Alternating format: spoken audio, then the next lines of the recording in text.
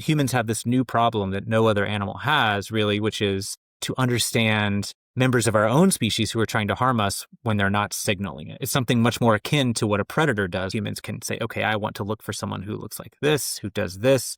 I'm going to do this when I see them. And when I catch them, I'm going to do this. This like really, really forward planning allows for incredibly deceptive behavior. If you're interested in learning about danger, well, if you're a young 20-year-old woman, one of the most dangerous things you can do is be in a relationship with someone who is potentially dangerous. And so if you can go on a date or two with them and kind of suss out, like, what is this person really like? Are my signals really correct, right?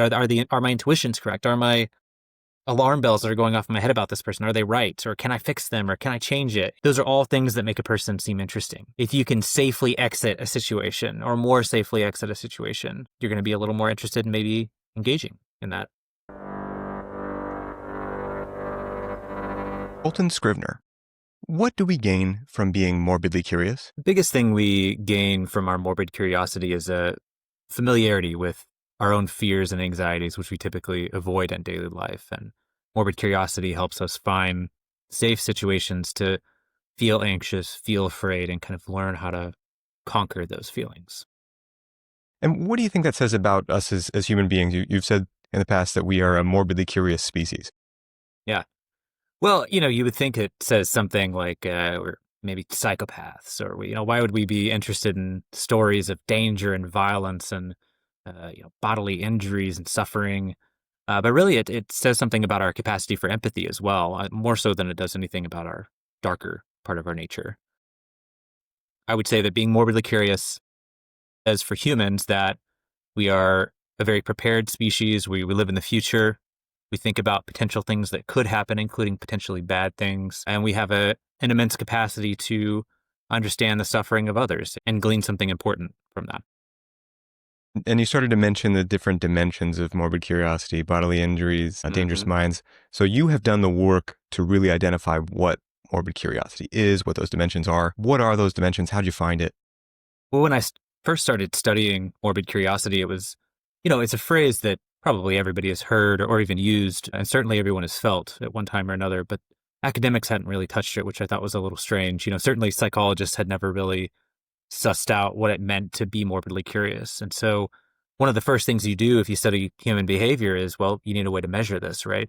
And so that's what I did. I created a psychological instrument or a scale, a questionnaire that you can use to identify how you score on morbid curiosity. And part of that process involves identifying if there are different domains. So kind of like with personality, you have the big five and there are different domains. There's extroversion and openness and neuroticism and all these different ways you can exist in the world. And morbid curiosity is no different. There's kind of a super structure of morbid curiosity, and then there are different types of morbid curiosity. So the ones that I've found, at least so far, and there could be others that we find in the future, but the ones that I've identified so far are the minds of dangerous people. So being interested in who might be morbidly curious and kind of identifying them based on their thought patterns and behaviors and life experiences. There's violence, which is an interest in the actual action of violence, the explicit action. This is, why the Romans flocked by the thousands to the Colosseum and why MMA and boxing are billion-dollar sports. There's also bodily injuries, which would be the outcome of violence, right? So typically if you are the victim of violence or the victim of a bad accident, you have some kind of testament to that with your body. Learning something about the bodily injury can tell you something about the thing that committed the violence or the accident that caused the bodily injury. And the fourth one, which took me a little bit to understand better, is supernatural danger, paranormal danger. And at the core of this is really an interest in things that we don't quite understand, but we think might be dangerous. So, when you hear about ghosts or aliens or demons or these other things that we don't have direct access to understand, typically we assume that they're malicious, right? We typically assume ghosts might be malicious, aliens might be hostile, right? Demons, of course, are evil. And so, and that makes a lot of sense because if you kind of hear a rustling in the bushes or you see someone sneaking around, you assume they have bad intentions. So if someone is sort of occluding themselves from you, we assume that they have bad intentions. And the same is true of all of these, entities that we think might exist, but we're not sure. And from an evolutionary psychology perspective, how valuable do you think morbid curiosity has been? Well, I think it's one of the most valuable traits you can have in an animal, right? And you do see morbid curiosity or something like it in other animals. So if you go out to the savannah and you spend some time watching gazelles or spend some time watching zebras, you'll find that, they live in very close proximity with their natural predators. So zebras live very close to lions, gazelles live in close proximity to cheetahs. And you might imagine that, if you would always be stressed out, right? If you lived that close to something that wanted to eat you. But it turns out that, if you have a cat at home, you understand this, but cats sleep most of the day, right? They're not always hungry. They're hungry for like 30 minutes out of the day, and the rest of the time they're lounging. And big cats are no different. And so a zebra and a gazelle, or really any prey animal, needs to be able to identify when their keystone predator, their main predator, is actively hunting and when it's just relaxing. Because if you're always running every time you see a predator that lives in close proximity to you, you would be running all the time, right? Which would be bad for your health. You wouldn't be able to eat, you wouldn't be able to relax, you wouldn't be able to mate, you wouldn't be able to do things that species need to do. And so morbid curiosity in the form of what's called predator inspection, where you'll stop and actually observe a predator to learn about it, is what we see in most of the animal kingdom. And humans are slightly different in that we can tell stories. So we can kind of reduce any potential risk associated with inspecting a predator by telling it in a story or consuming it in a story, whether that's oral or audiovisual, written down in a book. Allows us to retain all of those learning benefits while still being in the safety of typically our own home. I'm glad you used the phrase predator inspection.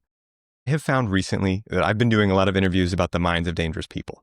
Mm-hmm. And the ones where the titles use the phrase human predators, coincidentally, happen to be the ones that continue to pull views and downloads.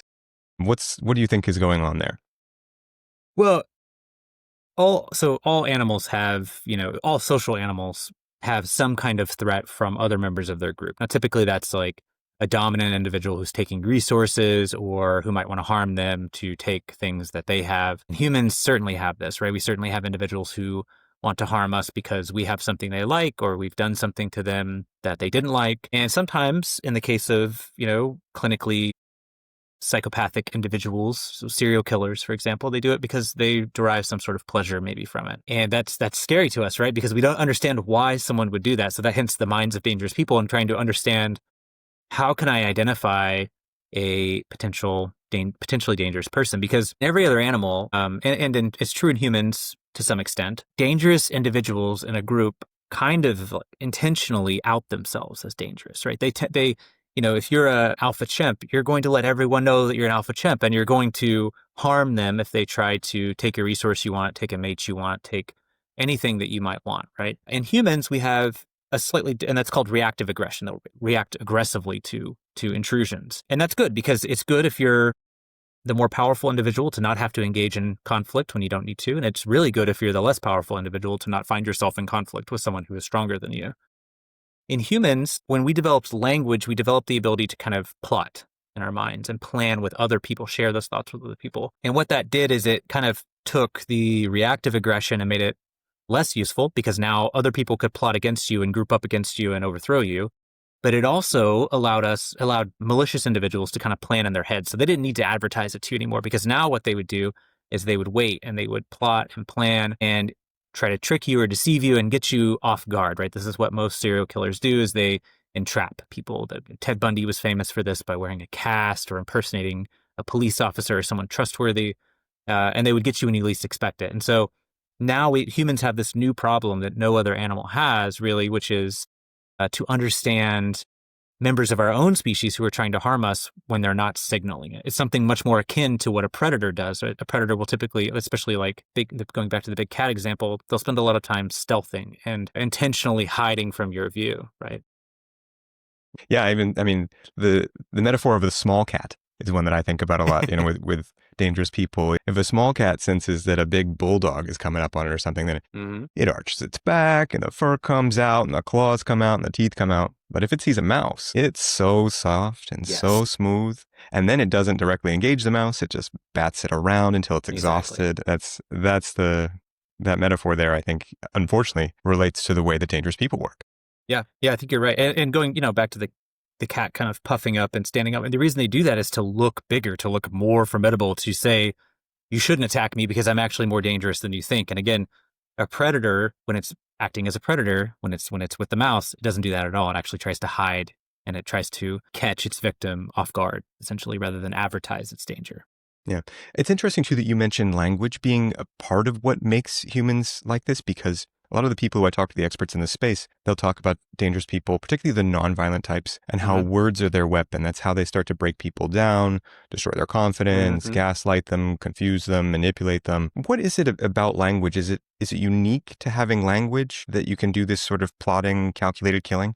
Yes and no. I mean, certainly if a lion is hungry, it will go out and it knows that it needs to prowl to catch a thing that, it needs to catch it off guard, right? So it's not that deceit is unique to humans, but humans have a unique type of deceit where they can actually plan out their moves in advance. Whereas, a typical animal predator kind of only, it relies on more instinct than executive planning, I suppose, and really only engages in those modes of action once it identifies a potential prey. Whereas humans can say, okay, I want to look for someone who looks like this, who does this. I'm going to do this when I see them. And when I catch them, I'm going to do this. This like really, really forward planning allows for incredibly deceptive behavior. And we do this with other animals too. Like humans do this with animals. When we go out and hunt with them, what do? We take calls that sound like a deer, sound like a moose, sound like something we're hunting, sound like a duck. We dress in camouflage to hide from them. So we do our own form of predation to other animals too. It's just that we also apply that to our own species, which is a bit unusual. Yeah. I'm thinking again about the nonviolent types, and I'm wondering if it's morbid curiosity. Have you heard of the phrase, when somebody like, they get divorced from someone who they believe has narcissistic personality disorder, they get a PhD in NPD, they learn everything they can about NPD. Yeah, yes. Yeah. Is that morbid curiosity? Is that something else, since there isn't the violent element? Yeah. Well, I mean, it's potentially violent, right? If somebody is narcissistic, they don't have your best, if they're truly narcissistic, which most people are not. Clinically narcissistic is a bit of you probably know this, but it's a bit of an overused phrase, right? Everybody's a little bit subclinically narcissistic. It's good for us to have our own interests in mind, but few people are clinically narcissistic. Yeah, I think that is a type of morbid curiosity, right? Because what happened is that individual got into a relationship with someone who they found to be toxic to them. And they, for whatever reason, did not see it up front, right? They missed some kind of signal, some kind of sign, some kind of clue that this individual did not have their best interest in mind, which is a really dangerous place to be in if you're in a partnership with someone or a close friend with someone. So yeah, I think that is definitely morbid curiosity, because now your brain is telling your parts of your brain are telling other parts of your brain, hey, you missed the signal. What if you miss it again? You should learn about this person. You should learn about their behaviors. You should learn about and in the case of the PhD in narcissism, it's funny, I hadn't heard that, but I recognize the behavior. That's something that is them trying to identify specific signals of narcissists typically, right? It's like how to spot a narcissist. It's like the most common thing people are looking for, not like what type of food do they eat or where do they like to go hang out? Or, it's like, how do I identify them? How do I know up front this person is going to be like that? So it is a preparation type of behavior. If you were counseling someone who was trying to figure that all out so they could be efficient, because people waste tons of time and energy. They just go down rabbit holes of theories that aren't even real about this stuff. What would you say is the way to kind of work with your morbid curiosity to get those answers? Yeah. It's tricky because morbid curiosity itself is not bad, right? There are circumstances where it can be detrimental to your well-being, right? Just like anything. I mean, you can be too extroverted, too neurotic, too open to new experiences, too agreeable. You can be too much of anything. You can also be too morbidly curious if it's not tempered with other behaviors or traits, right? So I would say that you just need to recognize that you were in a bad situation and now your mind is telling you you should learn about that bad situation. But what you should be careful about doing is not over applying it where there's nothing, right? So that's one thing that morbid curiosity can do that's bad is if we become too consumed by it at the expense of other thoughts and behaviors, we start to see the world as a more dangerous place than it really is, right? We start to see conspiracies in places where there aren't any. We start to see narcissists and people's behaviors that are just typical behaviors. So it can make your anxiety have a bit of a hair trigger if it's not tempered with other expectations and behaviors and realities. But again, that's true of many different traits that you kind of need a suite of personality traits to help guide you through life, not just one trait that is guiding you through life. with morbid curiosity in general, it seems that people lose some of it as they get older. With this sort of stuff, is there a saturation point? You know, if somebody's digging in and trying to understand serial killers and watching true crime and going really deep on this stuff, is there a point where we've hit enough? Yeah, it would be like, if I gave you a Rubik's Cube and I said, I want you to solve this over the course of your life, you're probably going to figure out how to do it before you die, right? You'll probably figure out, maybe it take you, depending on how much time you have, maybe it takes you a few months, maybe it takes you a few years. Eventually, you're going to figure out how to solve the Rubik's Cube. Well, now it's not going to be interesting to you, right? There's no puzzle there anymore. You know the solution. You've identified all of the different ways that things need to be moved in order to achieve your goal. And so morbid curiosity serves a similar purpose in that humans face certain recurrent threats. One of those is the potential of a predatory human trying to take advantage of them. One of those might be an apocalyptic danger that they're facing, like a pandemic, or if they live in a place where there are tornadoes or hurricanes or volcanoes or other kinds of threats that they might face. Eventually, you learn how to deal with it. Eventually, you learn what it looks like. And so your curiosity simply just spikes less when you're presented with an opportunity to learn because you already know. Right. And I think that's how you get some people who, for example, they'll say that they can turn on a horror movie, or this is super common among like 25 to 40-year-old women. They'll say, well, I can turn on true crime or something or unsolved mysteries, and it's comforting, right? It's no longer frightening or anxiety. It's actually comforting. And part of the reason that I think that happens is that it's comforting when your brain predicts something correctly. It's satisfying, but it's also relaxing, right? It's also like, I'm prepared for this. I don't need to worry about it. And so when you learn enough of those tricks, you learn enough of those, like, you can kind of figure out who did it before the documentary tells you and how they did it and why. It's comforting, right? And that can create a sense of kind of relaxation, and the curiosity spikes less, or spikes in a different way. It's not threatening curiosity. It's not a curiosity about a threat anymore. It's more benign, which is a bit less powerful of a curiosity. And with the people who are morbidly curious, you found some interesting correlations or negative correlations with different traits and things. I'm wondering, what about happiness? Does it make people miserable to be in this all the time? What have you found about happiness? Oh, I haven't studied that. That'd be a great thing to study. I think, as we just discussed, if you are only consuming threatening information at the expense of everything else, you're probably going to be less happy, right? If you're consuming it in moderation with other things, or even if you consume it a lot, but you consume it along with other kinds of information, my guess is that it would not really have an effect one way or the other on happiness. But I do think, if you consume only threatening information at the expense of other things, probably you'll be a little bit more cynical, more unhappy. Yeah, it's tempting to just keep going into it. I think when there's fear involved, you've written about how it's not bad news that spreads fastness; it's the threatening news. Right. What does it say about us? Are we morbidly curious, and are we just negativity biased all the time as humans, and that keeps us alive? Is it that basic? Yeah, it really is it really is a pretty simple foundation, right? The foundation is very simple. It's like a simple logical problem. It's like, well, if I live in a world where there's danger impacts me more than good things, I should pay attention to danger when I'm presented with it over other kinds of information. That's really the simple logical circuit that our brains would take, right? Because if you think about it, we don't really often think about how much information we're presented with at any given time, right? Like right now, you and I are talking, I'm presented with an unbelievable amount of information just from your video of your face, right? But then I also have my mic in front of me. I have a water bottle over here. I have another monitor over here. I have a light. I have a wall. I have a painting. I have a cat running around somewhere. I have a dog somewhere. I have all these other sounds and sights that my brain has to make sense of. And if we consumed all of it at the same time to the same degree, we would just be immobilized, right? So we do have to have these kind of shortcuts of what to pay attention to. And as social creatures, one of those things we pay attention to is other people, especially when they're looking at us or paying attention to us, which is why I'm able to focus on you and speak to you despite all the other millions of things that are happening around me. And I'm able to do it effortlessly, right? It's why we can go to a party and we can talk to someone and kind of tune out everything else that's going on around us. Another one of those things is our potential threats, right? So if we are presented with, in our field of view, a million different things to pay attention to, but one of those is threatening, one of those is potentially dangerous, that's what we lock onto. That's what we pay attention to above and beyond other things. I don't think it doesn't say that much about us. I think that's really just a very basic fact of existing in a dangerous world, right? I think the thing that is different about humans, I know that the thing that is different about humans is that we have unlimited access to an unlimited number of threats safely.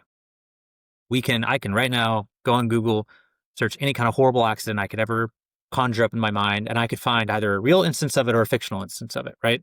There are very few things that I wouldn't be able to find. And so because it's so easy to learn about these things that if we were to encounter them in the real world would be important to pay attention to, it's so easy to find them safely at any point in time that, yeah, you can kind of rabbit hole yourself, right? You can kind of become too consumed by that. So I think we just have to, just like our diet, like it's really easy to get sugar now. Sugar glucose is the building block of energy in organisms, right? It's been this like precious gold for every animal on Earth forever. And like now humans can create and consume it anytime they want, which leads to a lot of health problems, right? So just like with our diet, we have to be mindful of it and be mindful of the supply and demand situation that we have that our ancestors even 100 years ago wouldn't have faced in the same way, because we didn't have global news, we didn't have the internet. Even 50 years ago it would have been difficult to consume that much negative or threatening information with such ease. So this sounds so fundamentally human when you get to talking about being morbidly curious. What have you found about the stigma around crazy people like horror movies or something like that? Yeah. Again, I've mentioned this before in my writing that I get the intuition, right? I understand the intuition that, okay, well, if someone enjoys watching a film that is explicitly about like an individual suffering, being hunted, I understand the intuition that would be concerning, right? I really do. But I've done studies on this, and every time that I look at this, I find the same thing over and over again, that people who score high in morbid curiosity, people who are horror fans, they have the same levels of empathy and compassion as anyone else. And in fact, in some sort of subdomains of empathy and compassion, they actually score higher than non-horror fans, for example. And it kind of makes sense because, if you think about it, let's take the case of horror movies. When you go to a horror movie, you rent a horror movie, on your TV or go see it in a theater, you're expecting it to be scary. That's the expectation when you go see a scary movie. You expect it to be scary. Well, what makes it scary? Well, the thing that makes it scary is not the villain necessarily, because the villain is fake, it's on a screen, right? The thing that makes it scary is that you're empathizing with the protagonist who is in danger, right? So you're not in any danger. You're not afraid because you're not afraid of being in danger because you're not in danger personally. What makes you feel afraid is that you take the perspective of the protagonist who is in danger, who is vulnerable to the villain. And so that is, by definition, that is empathy. You're empathizing with them, right? And so if you didn't have empathy, horror wouldn't be scary. If horror wasn't scary, you would be a horror fan, right? If you didn't find it at least a little bit scary. So I think for horror to work effectively, the audience has to be empathetic. So it kind of makes sense that horror fans are at least normal, if not a bit high in empathy. So there's a scene in American Psycho where Patrick Bateman is doing sit-ups while Texas Chainsaw Massacre is playing in the background. Is that inaccurate? Would a real psychopath like Patrick Bateman maybe not even care for Texas Chainsaw Massacre? Maybe, right? So two things. One is that a lot of true clinical psychopaths have trouble feeling stimulation, right? Feeling arousal, because they don't feel fear to the same extent that many people, or consequences of actions to the same extent. And so they might seek out horror movies because they're more extreme, and then maybe they start to feel something, right? Jeffrey Dahmer was a good example of a serial killer who famously loved, I don't know that he loved horror movies. He just loved a very specific horror movie. He loved The Exorcist 3, which is a, really our like sequel to of a famous film to enjoy. But, in the movie, there was a serial killer who kind of kept the parts of his victims, kind of like what Dahmer did. And so maybe Dahmer identified with him a little bit or something. But would serial killers normally be morbidly curious? Maybe, right? Maybe. It's not their morbid curiosity that would make them kill, or else millions of people would be hundreds of millions of people would be serial killers, right? What makes them kill is a lack of other traits that they need. Maybe they lack empathy, not because of their morbid curiosity, but because of some other neurological defect or adverse childhood experience combined with a neurological or genetic predisposition, other pathological personality traits, other pathological mental health disorders. There are a lot of reasons why someone might kill. Morbid curiosity is not one of them, even though many serial killers, sure, they might be interested in death and gore and violence because of other reasons, not because of the typical reason that humans are interested in those things, which is to avoid them, right? The serial killer is not trying to avoid them. The serial killer is probably trying to enact them. So yeah, it could be the case that serial killers are high in morbid curiosity. I haven't ran that study. But there's some similar things that are in the literature, like with violent video games. If you look at school shooters, for example, I believe there was an empirical study done on, at least with the information they had available, school shooters, which are primarily male, like 90 or 95%, maybe higher percentage even, male, they were less likely to play violent video games than the average like teenage male. And you would think, like, wouldn't they be more likely because they're trying to enact it? But, the average school shooter is not the average teen, right? They have a lot of other things going on with them that, they're not going to engage in the typical norm teenagers do because they're not a typical teenager. And that would include, maybe not engaging in violent video games. And a lot of that stigma came about because of the Columbine shooters, which was kind of, I think, the sort of a breaking point for violent video games, because violent video games had just like burst onto the scene a few years earlier, and supposedly the Columbine shooters like to play Doom, and there was another game I can't recall, but they like to play one or two violent video games, and people were like, oh, well, that's why they did this, and it's because violent video games were new to the scene. Like, you kind of had them in arcades, but you never had them in the home until recently. And so people were, again, I get the intuition, but empirically it just seems to be not true, right? I mean, the science says, like, that's not what's causing it. It doesn't seem to be an association between playing violent video games and being more violent. So we've talked a lot about morbid curiosity at a distance through media, things like that, very safe environments. You talk about that 25 to 40-year-old woman who wants to chill out and watch serial killer documentaries and stuff like that. What about that same 25 to 40-year-old woman who wants to go out and date a man who's got these dark triad traits, who looks like he could be a psychopath himself? Yeah, so I was involved in a study that looked at that. In this study, with some colleagues at the University of Arkansas, we created these fake dating profiles of individuals who were either males who were either high in dark triad traits, so they exhibited signs through their profile description of narcissism, psychopathy, Machiavellianism, sort of taking advantage of others, and those who were lower in those traits, just based on their descriptions in their profile, right? And we presented this to a series of, in this case, it was undergraduate females. And we asked them, would you be interested in dating this person? Or, how would you feel about them? As if it were a dating app scenario. What we found was that women who scored high in morbid curiosity were more likely to be interested in men who had the higher dark triad traits. There was a caveat in that they didn't feel, there's different kinds of attraction, right? There's kind of a attraction to an individual because you feel warm around them and you feel sort of cozy around them. And there's an attraction to an individual because they're interesting. And morbidly curious women did report that the dark triad male was more interesting to them. They were attracted to them in that way. And, I think it kind of makes sense, because in the modern world, in 2025, women are much safer to go on dates with people than they were even 50 years ago, and certainly 100 or 1,000 years ago, right? You wouldn't be in a romantic relationship with someone who is dangerous just to see how they are, right? Now there's a lot of safe ways for women to get out of relationships, more so than there were in the past. Safe ways for them to not get pregnant, not be stuck in a relationship with this individual. And so it makes sense then that, if you're interested in learning about danger, well, if you're a young 20-year-old woman, one of the most dangerous things you can do is be in a relationship with someone who is potentially dangerous. And so if you can go on a date or two with them and kind of suss out, like, what is this person really like? Are my signals really correct, right? Are my intuitions correct? Are my alarm bells that are going off in my head about this person, are they right? Or can I fix them? Or can I change it? Those are all things that make a person seem interesting. And if you can safely exit a situation, or more safely exit a situation, you're going to be a little more interested in maybe engaging in that situation.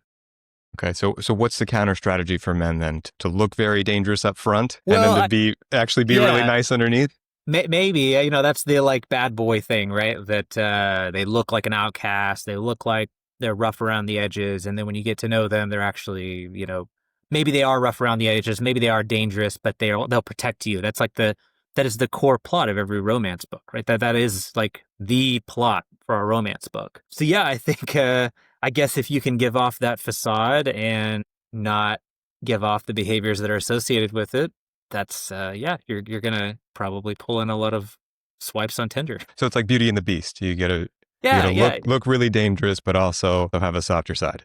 Yeah, a dangerous person's only dangerous if they're dangerous to you, right? And so if you have a dangerous person who is your ally, that's not a bad thing, right? That's a good thing, as long as you're sure that they're your ally and they're going to stay your ally. Yeah. And if you've ever been friends with someone who's, maybe a psychopath, you can learn that they can burn you Yeah. in Yeah. That's turn. the danger of it, right? Is that like Yeah. some people are, powerful and, they will take out people who are in their way, but they are very protective of their family or of their loved ones. And then there are some people who look like they're going to do that, but then, like you said, they'll burn you at the last minute. And it's really hard to distinguish between those two. So for that dangerous person, like what's in it for them? If they don't have the same fear and things like that, what drives them? I mean, I wish we knew that, right? That's kind of the So we're bane all of, trying to figure out with these movies and things. Yeah. I mean, yeah, if I had an answer to that, I'd be writing another book, I guess. Yeah. Yeah, I Please don't do. know. It's some of it initially, if you listen to a lot of serial killers talk, some of it is trying to feel something. That's for some of them. Some of it is they just desire to exact power over other individuals, right? And one way to do that is to be violent towards them. I don't know if there's a one size fits all for these dangerous people. Sometimes they just want something and another person has it, and so they take it. Right. And they take it violently. I think there are a lot of different reasons why someone can be violent, which is why it's such a, if there was only one reason why someone was violent, we wouldn't really be interested in true crime. We would already know why they're violent and why they did it and how to know if they're going to do it. But there are so many different reasons why they can be violent that the possibilities are almost endless, right? Which is why you have a million different true crime documentaries. And there are some similarities across them, but there's always some twist. There's always some, oh, I would have never guessed that comes along with them. And those are always the most popular docuseries. It does seem maybe a theme is control. Sure. Yeah. Yeah. I mean, that's the definition of power, right? If you can control another individual, and if you can control them, you can take things that you want, extract things you want without consequences, right? And if you're a psychopath, like a true psychopath, you're not going to have fear of any consequences there might be, which it's going to make you more likely to try to take control, try to take power, try to enact violence on them, because you're not going to fear the consequences of being caught quite as much. Yeah, you're using a distinction, true psychopath. We talked about true NPD versus a highly narcissistic person. So are these sliding scales, or when we hit a clinical level, are we talking about something totally different? Well, I mean, I hate the phrase cultural construct, because everything's a cultural construct, of course. But yes, I mean, pathological diagnoses are quite literally a cultural construct built on real things, real things you can measure, real aspects of people. But at some point we have to say, this is something different, right? It's just like with even acts of aggression. At some point we say that's a felony, right? Not just a misdemeanor. At some point we have to make a demarcation.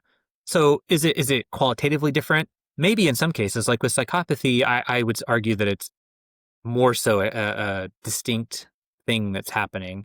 I have my own, I don't really talk about this too much in the book. I hint towards it, but I have my own idea about what subclinical psychopathy is. And I think it's pretty different from clinical psychopathy, which is probably seems to be, a congenital defect in your ability to empathize with others, along with some other things. I don't think subclinical psychopaths have a inability to empathize. They might have a tendency not to empathize with certain people for certain reasons, but that's very different from an inability to empathize. Now, if you put that on a spectrum, if you line them up like people very low in subclinical to people very high in subclinical to clinical psychopaths, it's going to look kind of like a spectrum, right? But I do think that the ideology is different. Like the reason for the behavior is different. With narcissism, it's, I'm not an expert in narcissism. I've done a little bit of research on it. I know a little bit about it, but that seems to me more like a true scale. Even with clinical, it's just a demarcation where we're saying, okay, at this point, your behavior is negatively impacting your life and your loved ones and your success, right? That's kind of the definition of a pathology, is if it negatively impacts your life. So I would say narcissism probably, it seems more like a true just scale, whereas psychopathy, I think, in my opinion, subclinical psychopathy is just a different beast than clinical psychopathy. And there's some clinical markers that look similar, so that's why we call them the same thing, but I think they're truly different etiologies. Yeah. And most of us, true psychopathy, clinical psychopathy is pretty rare. 1 to 3% maybe of the population is like the estimate. And a lot of those people are in prison, so you don't interact with them on a daily basis. Not sure what the clinical rates for narcissism are. It's probably higher than psychopathy, I would imagine, 5 to 10% maybe. I don't know. I'm guessing. It's certainly not as high as what social media would have us think it is, right? Same thing with psychopathy. It's not nearly as, and if you've ever met a true clinical narcissist or a true psychopath. There's really no clinical psychopathy. Psychopathy is not really it's not like in the DSM, but it is that you can take psychological instruments that tell you if you are clinically a psychopath, but it's not a clinical diagnosis per se. But anyways, if you've ever met someone who is truly a psychopath or truly a narcissist, I mean, it's just a different league of individual than someone who is a little self-centered. Yeah. And you mentioned maybe a congenital defect. So you've cited the studies of Adrian Raine, brain imaging, things like that. Yeah, yeah. You believe it's a brain difference? Well, sure. I mean, everything with our behavior is a brain difference, right? Yeah, yeah. But maybe born with a different capacity in terms of brain structure? Born with truly a different capacity, yeah. Or, it could be that you're born with a tendency toward that, and then you have a childhood experience that sort of establishes that, right? Everybody's born with different tendencies for everything. Personality, behaviors, everybody has, all of us have all of our behaviors and traits and beliefs, and we all have a dial. You can imagine like a 1 to 10 volume dial. We're all born with the dial set somewhere, and experiences adjust the dial one way or the other. Psychopaths are born, I think, with a broken dial. Their dials, their knob is turned, and it's broken so that it can't be turned back the other way. It can't be turned down, and it can't really go any higher. So I do think that there's some good neuroimaging evidence, like with Adrian. He's looked at a lot of different interesting things, but one of them was people convicted of first-degree murder versus second-degree murder. So and there's a huge difference there. Again, a demarcation society makes, that's arbitrary, but is based on something that seems to be real, rooted in the brain even. First-degree murder in the U.S.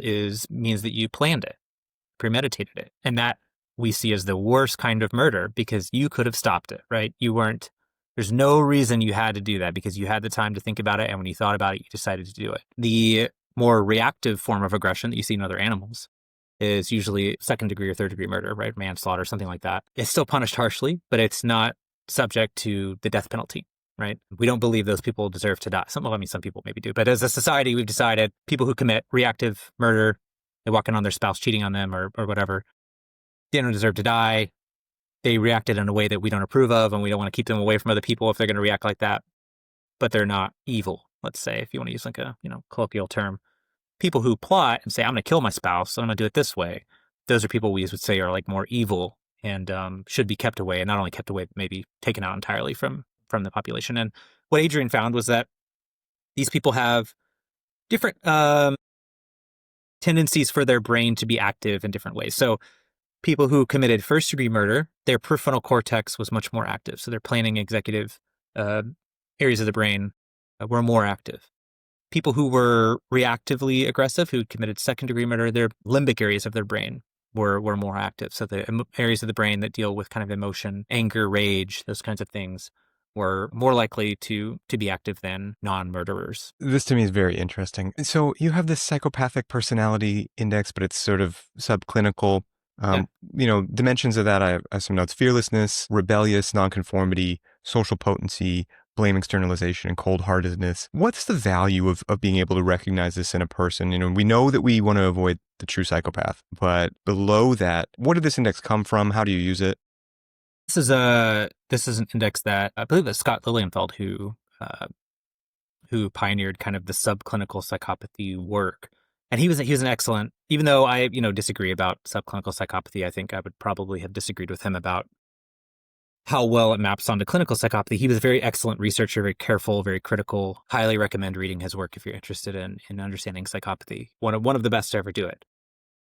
I think that his scale is, even though, again, I disagree with maybe the subclinical psychopathy as he would maybe define it, I think it's still useful because some of those measures still tell you about important behaviors that people have, right? If you score high on things like cold-heartedness, that's going to tell you something about how you care for other people, right? So if you're high in cold-heartedness, you're going to be very low in compassion. You're not going to care about the well-being of other people.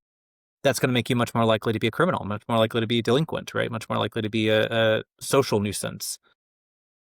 So I think they're still useful in that they tell you pretty reliably about people's behaviors.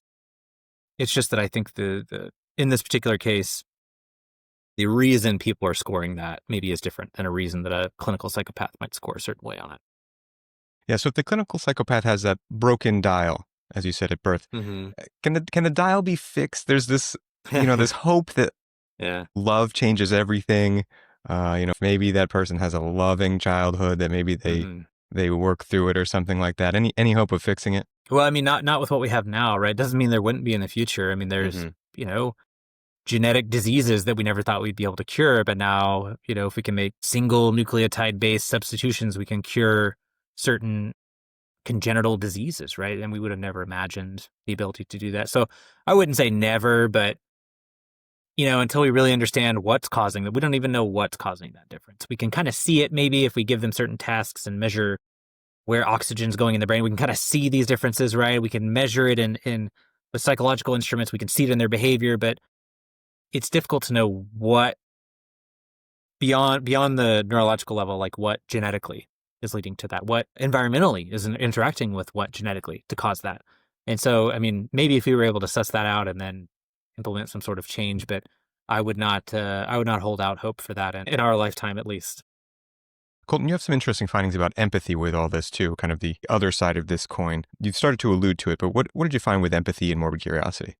Well, it's, I think we briefly mentioned it earlier, but people who are morbidly curious seem to score just as high on levels of affective empathy, which is your ability to feel what another person feels. So like if you're, easy way to think about this is like if your mom is crying, you're going to feel sad, right? You don't have to think about it. It doesn't matter why she's crying. It doesn't matter, what the situation is. If your mom's crying, you're going to feel sad, right? That's affective empathy. Cognitive empathy would be like if a friend or a stranger is crying and you ask them why they're crying and they tell you, and it's really a sad story, like you can empathize with that. You can think about being in their situation, like, yeah, I would be sad as well. Maybe I don't feel it the same way as if my mom was crying, but I can understand it, and it's sad.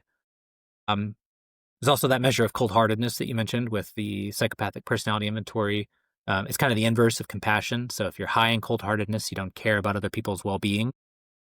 And what I found is that morbidly curious people, in some cases, actually score higher. It's either, I've done a couple of studies with this, and they either score the same or they score higher in levels of compassion. So they actually care a little more about the well-being of other people. They tend to score just as high in affective empathy. And in some cases, they score a little bit higher in cognitive empathy, and in particular in the perspective-taking dimension. Cognitive empathy, that's one that perhaps a very dangerous person could also have. Maybe they don't have the same affective empathy, but the cognitive empathy.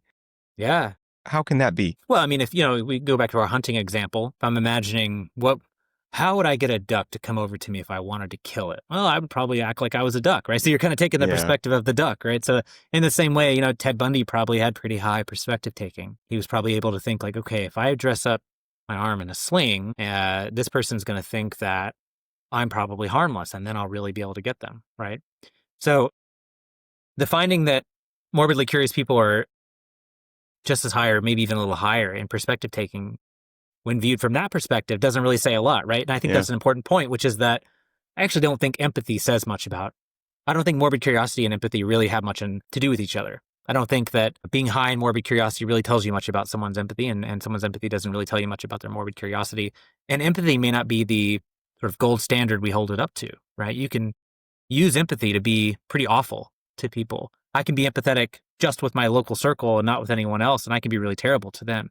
But I might score high in empathy because when I'm taking that test, I'm imagining my brother or sister or loved one, right? I might be able to take the perspective, a really good, I think I read in my book, a really good torturer might be pretty good at perspective taking, right? That's how they know where to torture you at. That's how they know how to torture you. They're thinking like, what would really hurt if I wanted to get information from you? Like, what could I do? Well, I could do this. A good surgeon, maybe you don't want them to have a lot of, you certainly don't want them to have a lot of affective empathy. You don't want them to be distracted. You want them to kind of objectify you, to kind of have no empathy with you at all and just focus on their work. And so I think the important takeaway from that study that I did was that, yes, morbidly curious people seem to be just as empathetic as others, but maybe empathy doesn't really matter as much as some other things. I think compassion matters a lot. Paul Bloom wrote a book that I cite pretty often in my work called Against Empathy, which is not as radical as it sounds, because he's essentially saying empathy can be good in cases, but it's not a good moral standard to hold up. A better one might be something like compassion. And in the case of compassion, morbidly curious people score a little higher in compassion. Violent movies, war movies and things. It's not horror necessarily. No. But we still seem to get something from that. What of your dimensions do you think we get from war movies to things? Well, certainly depending on the war movie, but certainly violence and bodily injuries, right? That's unfortunately that's the action and the consequence of a war is violence and bodily injuries. When it comes to war movies, you're certainly going to see types of violence that you hope you're never subject to. Maybe if you're in the military, certainly something that seems very relevant to you that you might even learn about, right? I've read some studies, some qualitative studies with members of the military, and it was a study on meaning making in violence and how people make meaning out of violent fiction. And some of the members of the study were in the military, and they said that they would watch, violent war movies as a way to kind of understand what they had been through, but also what they might go through that they haven't gone through yet. And they did see it as kind of a learning opportunity, either about the material itself or about themselves, and kind of understanding, like, seeing actors expertly portray like what that looks like. It resonates with them, right? If they felt a similar way in those situations. So I do think we can take away something from that, but it is a little different than, say, a horror movie or a true crime documentary. Yeah. Yeah. I used to be in the military, and one of my friends is now pretty senior in the Marine Corps, and he watches war movies and he reads military history like crazy. And he believes that it's preparing him. We've talked about like the women who watch true crime so that they know what to face out in the world. In theory, it's comforting them. Yeah. For him, it's, I want to be ready. And so this is a low risk way for me to continue to see situations and try to understand it and put myself in it and learn more. Yep. You learn more about a war from being in it than you ever could from not being in it.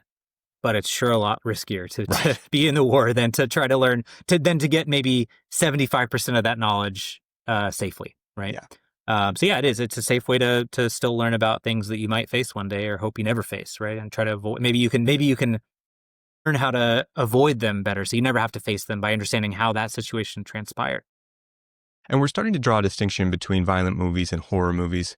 What do you think makes a horror movie? So the sort of traditional answer there is that a horror movie is a movie that's scary, right? And it doesn't take long to think about that to realize, well, that's kind of flimsy, because there's some things that are scary to me that aren't to you, or scary to me today, but not in 5 years. Some things are scary and they're clearly not horror. Some war movies are scary, right? This sort of classic academic definition came from Noel Carroll, who was a philosopher, and he wrote about how horror, and I think his definition is pretty good, but it's not the best, but it's pretty good. It's that horror is the genre that creates a mixture of fear and disgust because of a extraordinary monster in an ordinary world. And I think that does a good job of distinguishing like horror from fantasy. So extraordinary monster in an ordinary world would be like Dracula, Wolfman, Frankenstein. These are all extraordinary beings in an otherwise ordinary world. Lord of the Rings, extraordinary beings, but in an extraordinary world where those extraordinary things exist. They're not an insult to the world. They're just part of the world. If Sauron and the orcs were in Los Angeles, that would be a horror movie, not fantasy, right? But because they're in Middle Earth with the dwarves, it's a fantasy. I do think that his definition falls short of things we would probably consider horror sometimes, like the Saw franchise. John Kramer is he's smart and manipulative, but he's like pretty ordinary. He's just a guy in the world. Or even Texas Chainsaw Massacre, like Leatherface is big and has a strange appetite for human flesh, but he's really just like a guy. There's nothing supernatural about him. He's not a monster. He's just an evil person. I think most people would consider Texas Chainsaw Massacre a horror movie.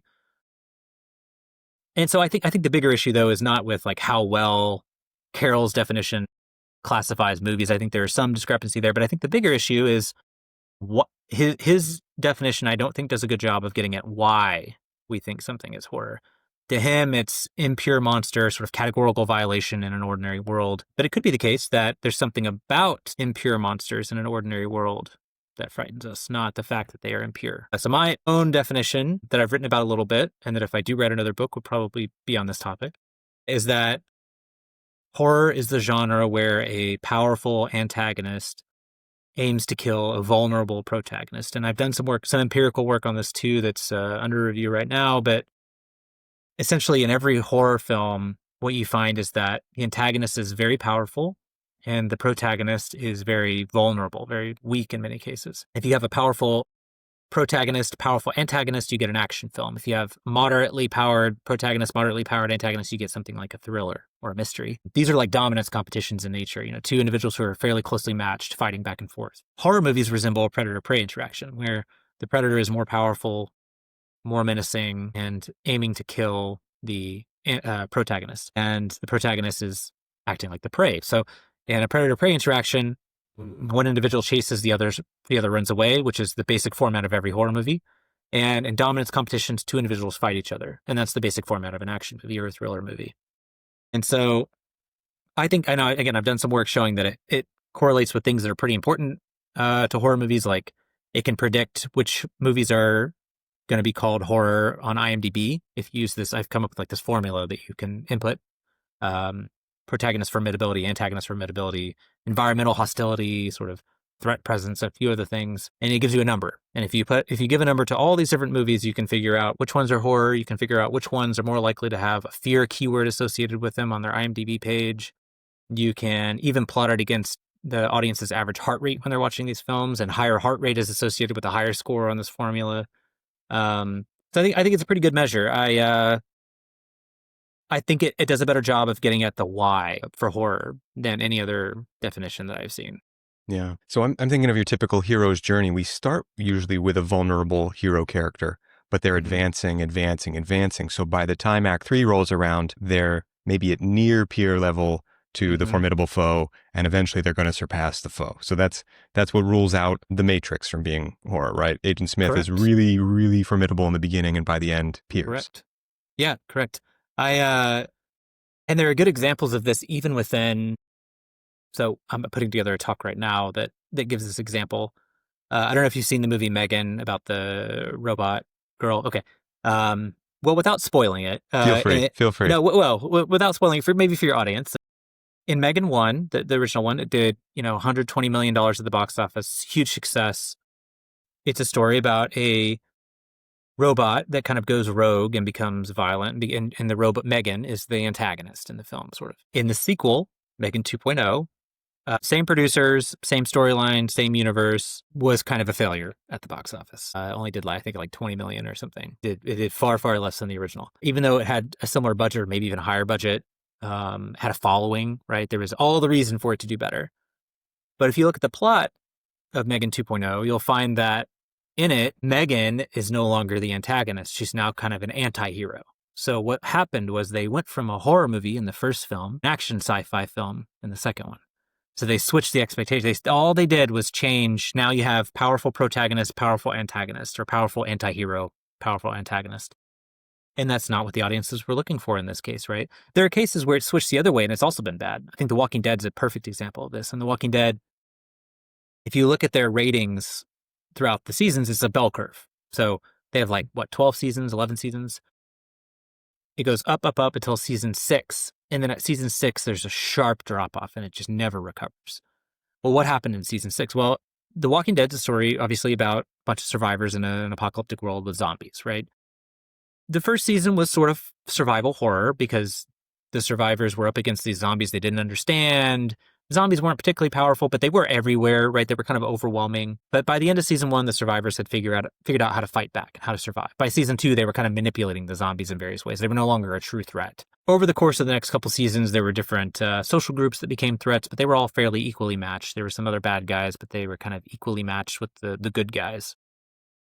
In season 6 of The Walking Dead, there's a new group called the Saviors, and they're very powerful. They have a very powerful leader, and there's a scene at the end of season 6, it's like the closer for season 6, where this is put on full display, that the heroes are completely at the mercy of this new group. They're not evenly matched at all. There's a very violent scene that happens in that episode that shows that this new antagonistic group has complete power over the protagonists. And I think the next season, their viewers dropped by it was 10 million viewers that had dropped off, right? And it just never recovered. So what happened was it built a following on people who were not horror fans, people who just liked kind of thrilling survival movies. And then at the end of season 6, it became a horror TV show and it lost half of its viewers, right? And it's not because it got worse. The character was Negan. He was a great the acting was great. The story was great. The character was interesting. It was just not the story they were expecting. And all they changed was the relationship between the antagonists and the protagonists. And it just became a different kind of TV show. And you said that was season 6 of 11 or 12. So it's like a dramatic midpoint within the entire arc. When often stories become a second story in a way at a midpoint. And yet this is too much. Yeah, it did become a second story, but it became a different type of story because of the relationship between the protagonist and the antagonist. It became now... It's a horror TV show, which is fine if you start from the beginning, but it had built over the seasons as this kind of sort of thriller survival more so than horror. Yeah, zombies were just part of that survival scenario. It's an apocalypse. Exactly, yeah. Kind of thing. Okay. So let's talk about one that we both enjoy. That's John Carpenter's The Thing. Yeah, So I can see this with, there's a formidable monster, and we got very. these vulnerable guys who were at this station in Antarctica. At the same time, they have guns, they have flamethrowers. Yes, yeah. Part of the horror, or part of the fear at least, I wonder if this is part of the horror, is that they're also at each other. They're concerned, they don't know who's safe and who's been infected by the monster. And so there's this paranoia in this tight space, and you'll die if you run away because it's Antarctica. Mm-hmm. Is that part of the horror? Is it something else? Are we seeing different genres overlapping in this? So, yeah, no, I think you've got it exactly right. So if we go back, there are kind of four in this horror formula. There's sort of four key variables. There's formidability of the protagonist. And formidability it's sort of indexed on just like raw power, but there are things that modify it. You hit on a few of them. So weapons modify how formidable you are. They also modify how formidable you're seen by others. Like if you ask people to rate how strong someone is, someone holding a gun is rated as literally larger and stronger in their mind's eye than someone who's not. There's research on that? Yes, yeah. You show a hand holding a hammer and a hand holding a gun, the hand holding the gun, and you ask the participants to imagine how tall is this guy? How much does he weigh? How strong does he look? People imagine him to be taller and stronger. And the idea there is that formidability as a concept, ancestrally and in most species, is almost entirely determined by size and strength. And so when we have new things in the world, like humans do, that modify formidability, our minds still kind of index that on size and strength. And so we imagine these people as larger and stronger. So yeah, so in that case, weapons modify formidability. Allies modify formidability. Two medium-sized guys can take a slightly larger guy, right? Makes sense. Aggressiveness, motivation, like how motivated you are to get a resource, to get something. You're willing to take more risk. You're willing to sacrifice yourself more. That makes you more formidable. So you have these sort of important modifiers there. Now, in The Thing, you have... Oh, sorry, I didn't give all the things. So you have protagonist formidability, antagonist formidability, threat presence, which is how often the antagonist is around or how often the protagonist is exposed to the antagonist, and environmental hostility, which is how hostile the environment is to the protagonist. So in The Thing, you have an incredibly formidable antagonist, right? The thing like seems almost indestructible, right? And there's some, one thing I think body violations do is they tell us about how dangerous something is, right? More severe body violations means that the thing that caused it is probably more powerful. The thing causes horrible body violations, which gives it the sense of being incredibly powerful. So like I've done research on that showing that if someone violently or gruesomely violates someone, like gruesomely attacks someone, they're seen as bigger and stronger than people who just kill someone. So the thing is already this really formidable monster that is also perceived as more formidable because of how horribly it mangles people. The protagonists aren't weak, right? They're fairly strong. They do have allies. They do have weapons. As you mentioned, though, very quickly they're unsure about their ally situation because some of them might be infected, right? The weapons now work both ways because what if one of the infected people has a weapon, not just you, right? So the weapon kind of cancels itself out a little bit. The threat presence is high but unknown. It's like high because we know the thing is here. Potentially unknown because the thing could be some of these other people and we don't know about it. Could be around us all the time, right? Yeah, and the environmental... that seems to be some of the genius of The Thing. Yeah, The threat is omnipresent and yet in perfect stealth. Like I think the tagline for the movie is "Man is the warmest place to hide" or something along those lines. Yeah, something like that. Yeah. So threat presence can make something a horror. Even if your antagonist is not that much more powerful than the protagonist, if you have a high level of threat presence, it makes a horror movie because now the protagonist is constantly fleeing, constantly not wanting to engage. And then, of course, environmental hostility. They're on an isolated camp in Antarctica. There's nowhere for them. Like the environment as hostile as it can be, right? So there are all kinds of things that make The Thing a super horror movie. I think Alien is a similar situation where you have allies. Some of them might be infected. There's literally the perfect predator out there. We don't know anything about it. And you're in outer space where the environment's incredibly hostile, right? And so, yeah, there's some movies that just do it really well. The Thing is one of them. Alien is one of them because it does the same kind of thing, right? It just puts it on a space station. And Alien has a tagline again, right? It's in, space where no one can hear you scream. No one can hear you scream. Yes, yeah. Yeah, okay, I see the parallel. With the thing too, it seems that there's something about evil in it as well. Like that there's not only that it's dangerous, but that it seems to be kind of this metaphor for evil. Like if you watch the opening scene of that movie, I mean, I've watched this with other people, and even though you know how the whole movie is going to go, when that opening scene kicks off and there's this dog and it comes in, and dog is man's best friend. Again, man is the warmest place to hide. Dog is man's best friend. But you know, if you've watched this movie before, that dog is the thing. It is awful. And even though you know that it's going to get away with things, you are thinking, kill that dog. Get it, guys. Like you guys in the helicopter with your rifles and your grenades, like get it. And yet it gets in and then it infiltrates and it's slow. And it seems that there's something about that being like how dangerous people, how evil in the world acts. It comes in stealthy and then it can slowly erode things. I wonder about evil, rather than just a killing machine that seems maybe not to have a moral stance. Yeah, intentioned violence is perceived as worse than unintentioned violence. And we already talked about this with the first degree murder, second degree murder, right? Yeah. People who commit murder reactively are not really seen as evil. They might be bad people. They might be people we don't want around. People who commit murder premeditatively, proactively, those people are typically seen as evil, right? So the thing, being stealthy, trying to take people over, we're going to see it as evil more than we are this like reactionary violent thing, right? So like there are other horror movies where the antagonist is more reactionary. It's like you come on their territory and it responds violently, right? That's different than hunting you down. That's different than running across Antarctica to get to you and infect you, right? So there is a perceived intention there, and humans do see intentions as important in moral categories, right? Particularly with good and evil. Your intentions can be good or evil. Your actions can be good or bad, but your intentions can be good or evil. Yeah. Okay. So now back to where we started a little bit with narcissists, psychopaths, that sort of thing. So if you think that someone targeted you, that person saw something vulnerable about you, came into your life, and then tried to manipulate you, they seem scarier? Yeah, for sure. I wonder if because now in your mind you exist in a world where people are trying to do that, right? Like you exist. Like what if other people are trying to do that and I don't know it? Because this person successfully did it, right? So that makes the environment more hostile to you, or at least perceived to be more hostile to you, just like in The Thing. Anything else on horror movies that you want to say? Yeah. No, I think you covered more interesting ground than most people on it. Thanks. I'm having fun with this. I would like to talk a little bit about nightmares. Sure. What is a nightmare? What's the connection to Morbid Curiosity?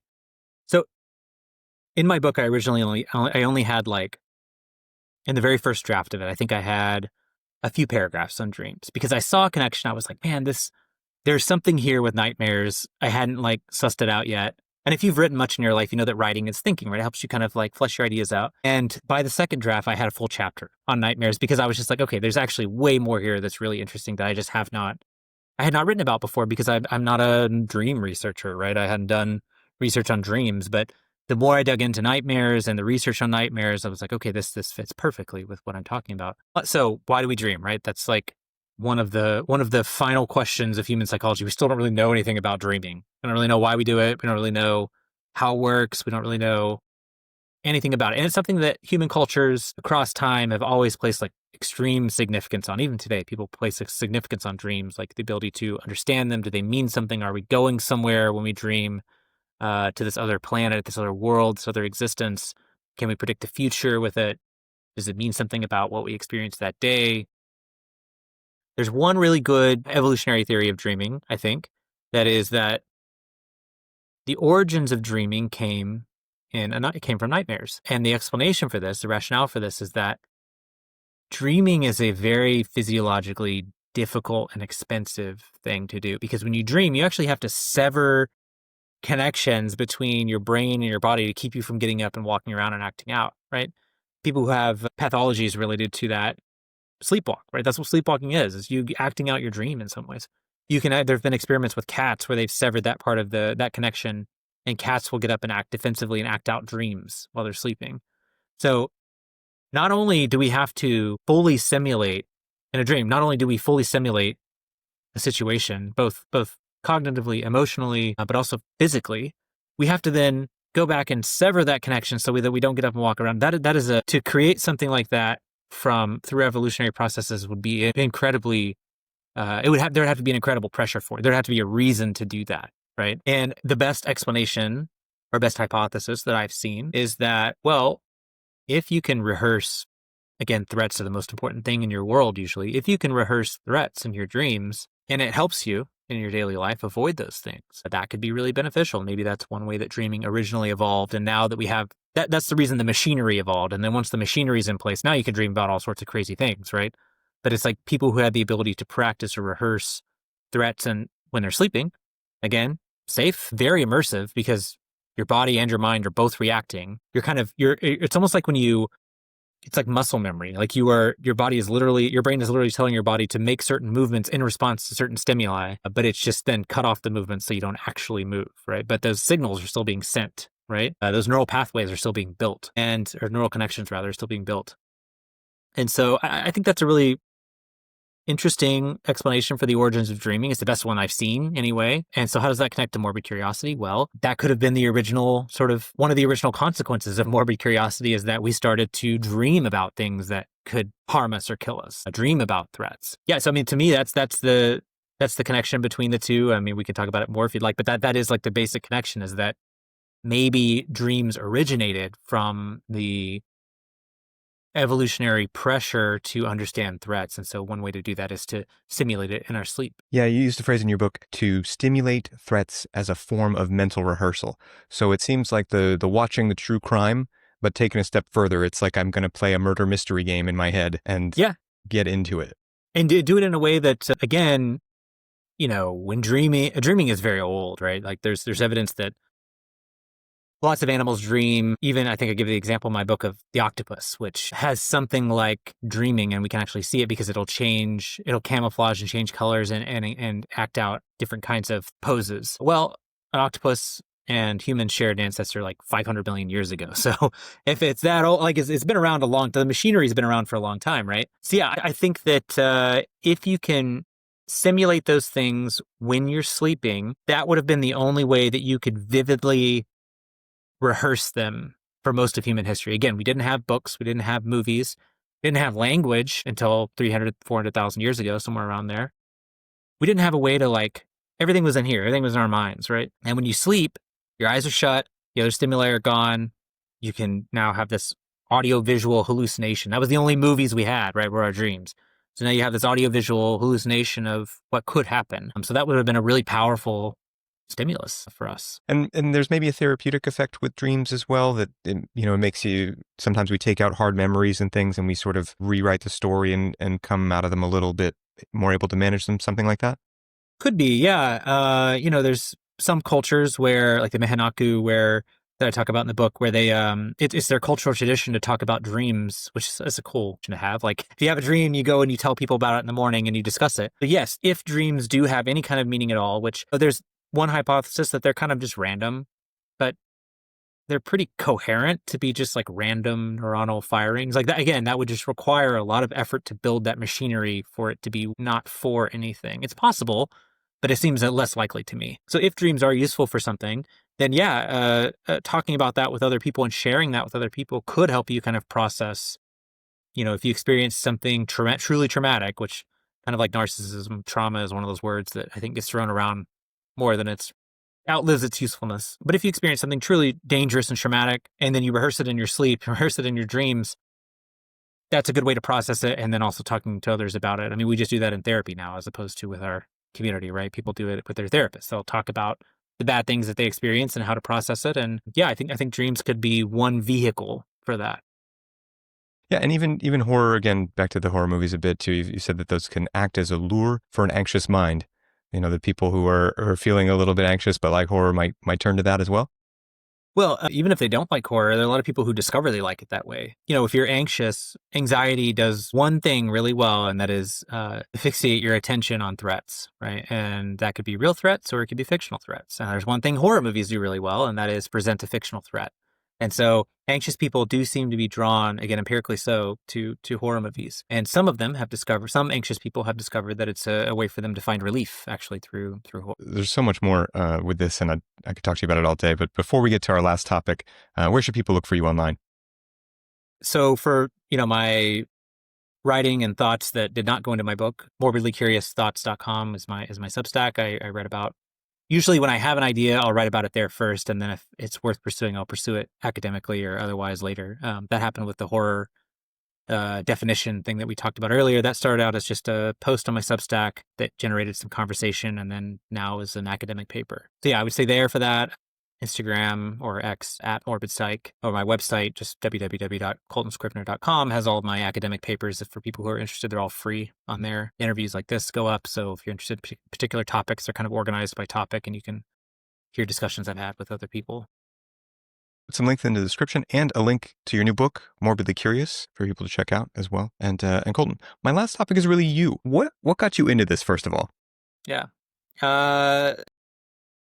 I mean, I've always been, I think I was a morbidly curious kid. I liked horror movies when I was younger, but that wasn't like I don't think that was the thing that drove me to this. It might have pushed me over the finish line, but it wasn't the thing that took me to this. I mean, I was in grad school, I was doing my PhD in behavior biology, and I was interested in all sorts of things, like any good, curious grad student should be.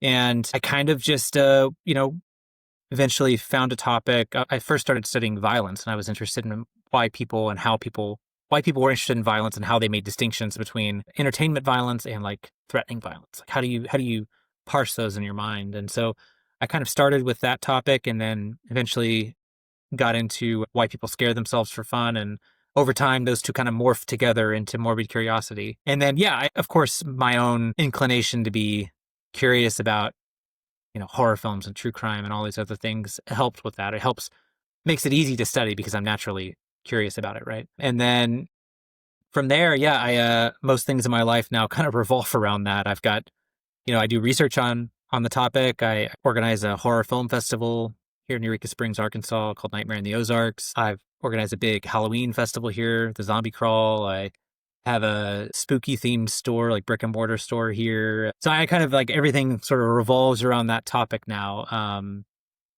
That's, I think it's just one of those domino effects, it's little pushes along the way that then create a bigger thing. And what's it been like now as an adult, to make a life as the horror morbid curiosity professor?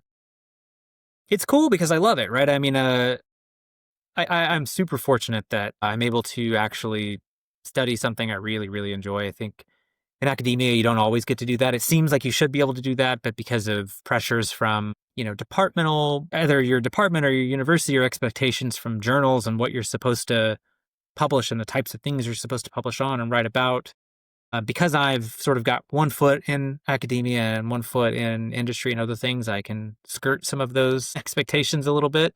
And so I'm able to really just focus on the things I find most interesting and publish and write about those things. So it's cool because I'm able to do that. Well, Dr. Coltan Scrivner, for finding a way to do that and to illuminate this part of human nature for the rest of us that has kind of been in the dark, I think, for a long time, and you've really done a lot to unpack it, and for your book and for taking this interview, thank you so much. Yeah, it's a great conversation. Thank you for having me on.